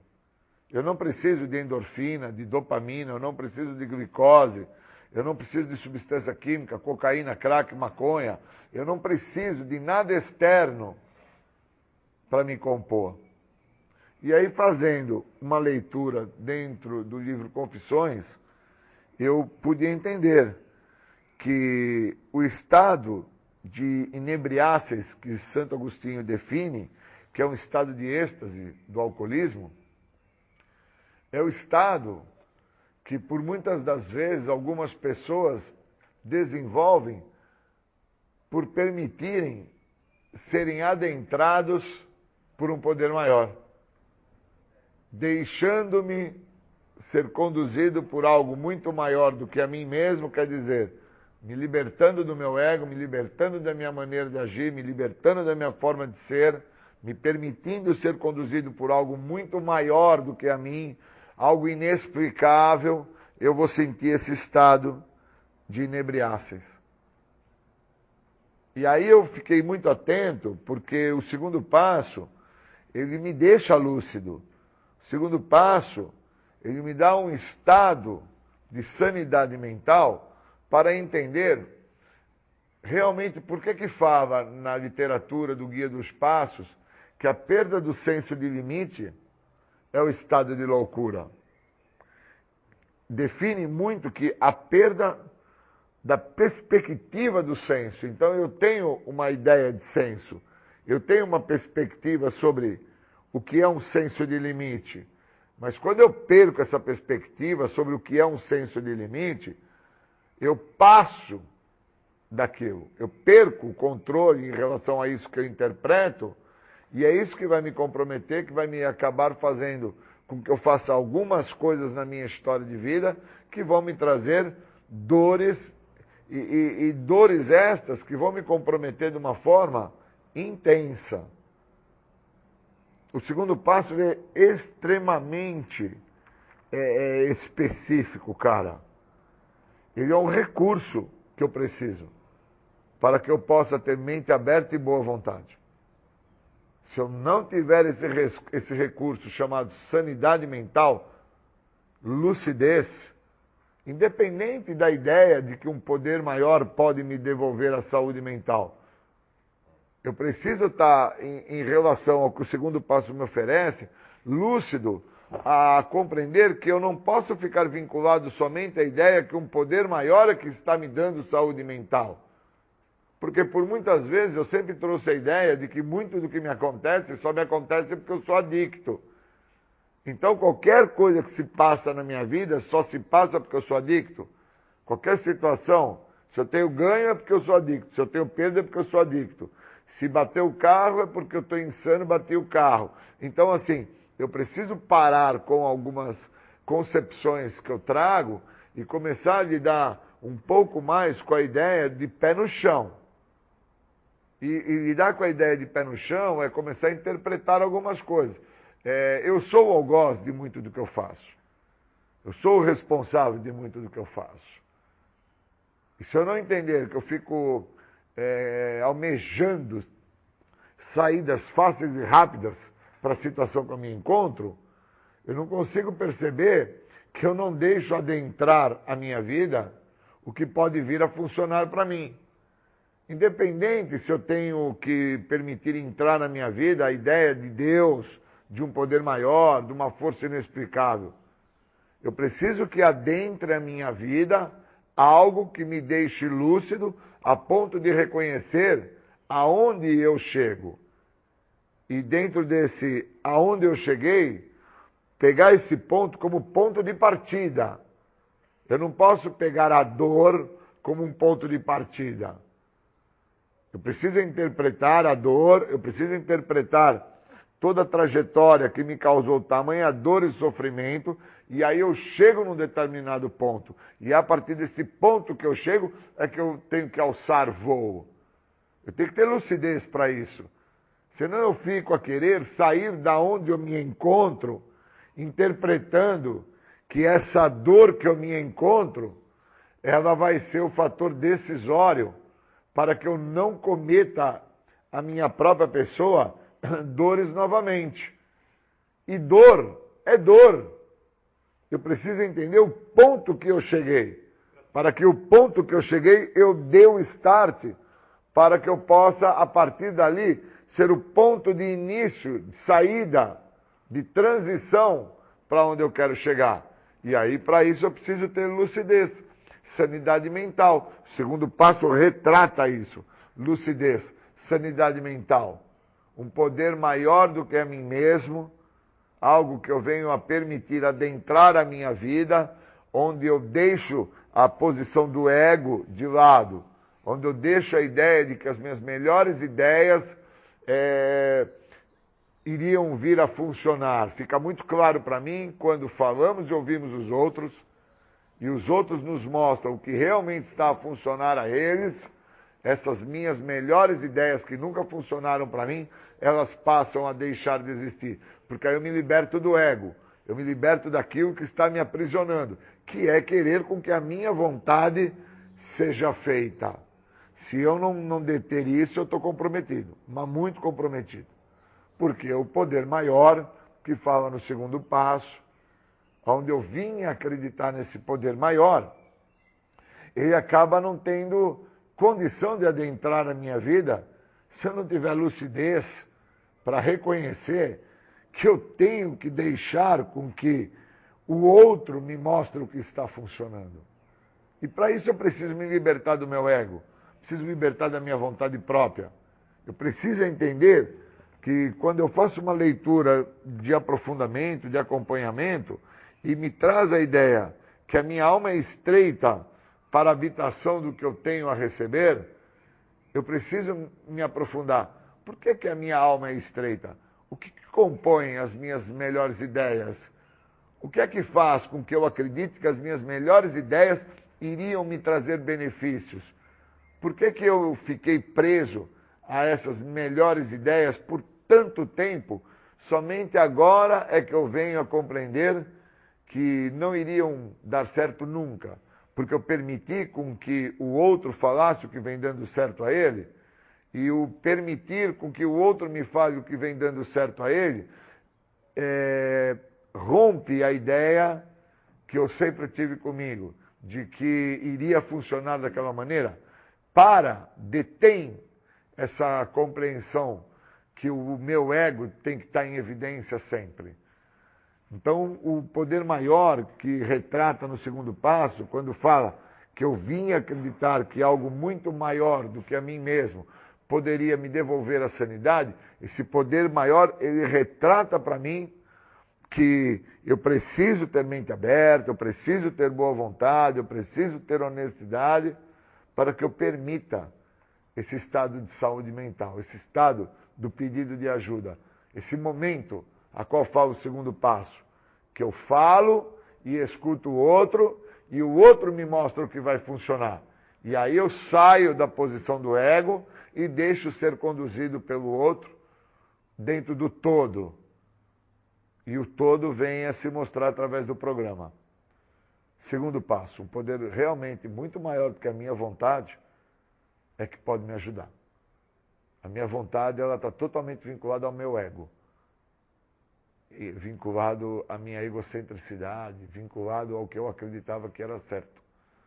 E quando eu permito com que o outro, através do falamos e ouvimos os outros, eles nos mostram o que está a funcionar, eu paro isso. Queria agradecer muito e bons momentos.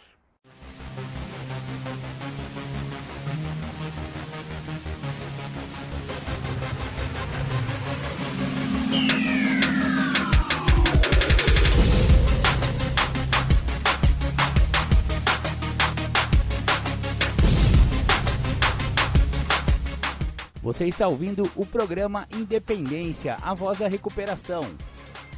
Para participar ou tirar suas dúvidas, ligue 3492-3717 ou então pelo WhatsApp 99650-1063. Muito legal! Voltamos aqui com o programa Independência. Você ouviu Júlio César Butti em seu segundo áudio, sua segunda explanação sobre o segundo passo das Irmandades Anônimas. Muito obrigado, viu, Julião?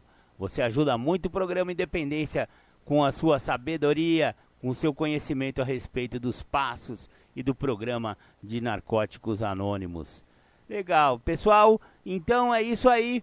Vamos ficando por aqui, já tá dando nossa hora e aí vem o programa Tardes Sônicas, hoje com grandes pedradas do rock and roll. Aposto que vocês vão curtir e continuar aí com a gente na Alternativa FM aqui de Capivari, que já ficou uma tradição em Capivari aos domingos, as pedradas do rock and roll. Primeiro vem a galera, ouve o programa Independência, fica sabendo das coisas sobre o alcoolismo, adicção, recuperação e tal, maneiram, né? Dão H, né? Param de beber, se Deus quiser, né? E aí podem curtir um rock and roll com sobriedade, com responsabilidade. Afinal, nada melhor do que curtir um rock and roll estando sóbrio. Acreditem, é possível se livrar do álcool e droga. Eu sou prova viva disso. Existe vida após o álcool, existe vida após as drogas. Muito obrigado, fiquem com Deus e até mais. Beijo no coração.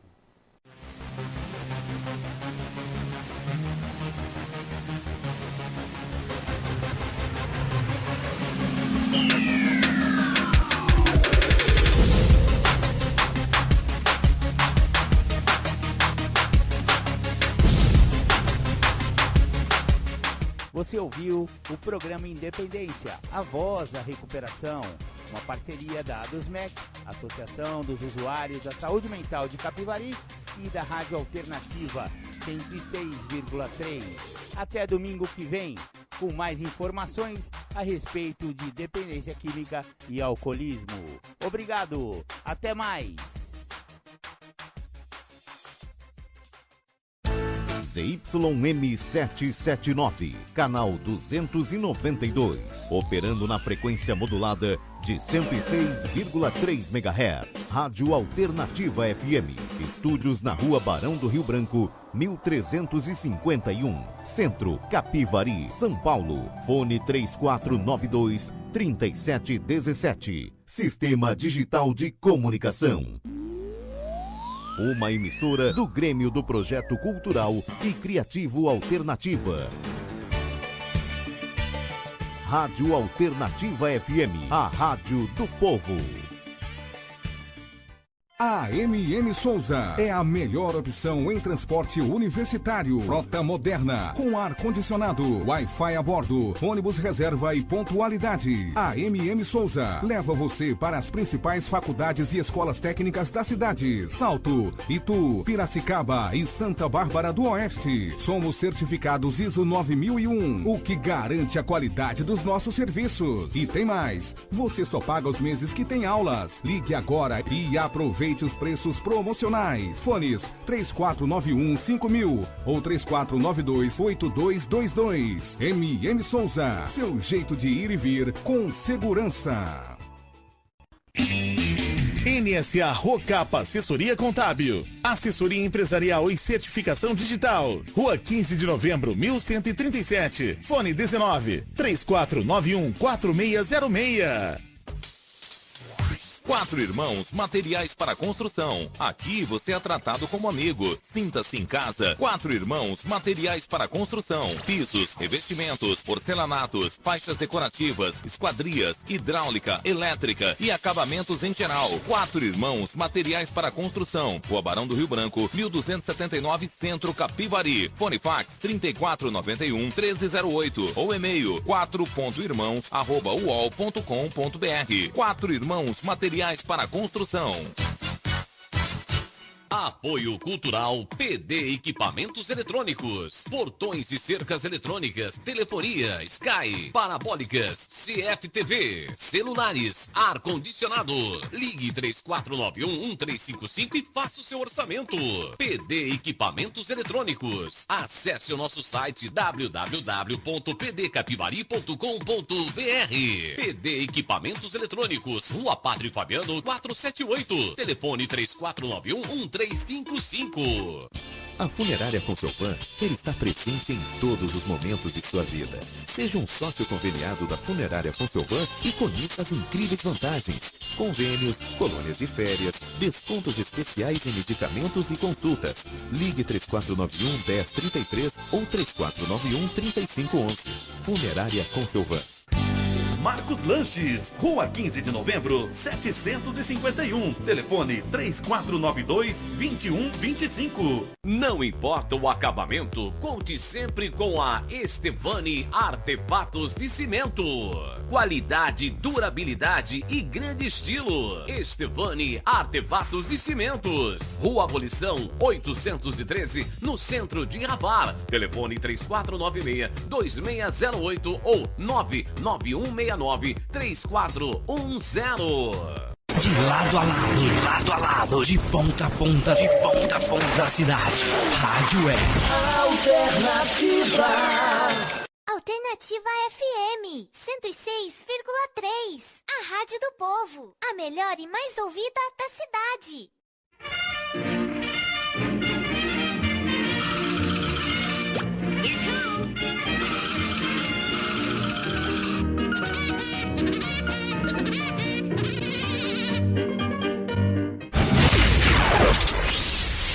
Tarde Sônica! Legal, legal, Marco Melo de volta na área e agora estamos com o Tardes Sônicas, as pedradas do rock and roll, todas as tardes de domingo, aqui pela Alternativa FM 106,3. Espero que vocês fiquem conosco até de noite, onde vão rolar as pedradas do rock. Hoje teremos uma programação especial com muita música internacional e muita música nacional, sempre dentro daquele universo do rock and roll. Temos um pouquinho de reggae, um pouquinho de rap e um pouquinho de MPB, mas principalmente listen to the rock and roll. Fiquem com Tardes Sônicas.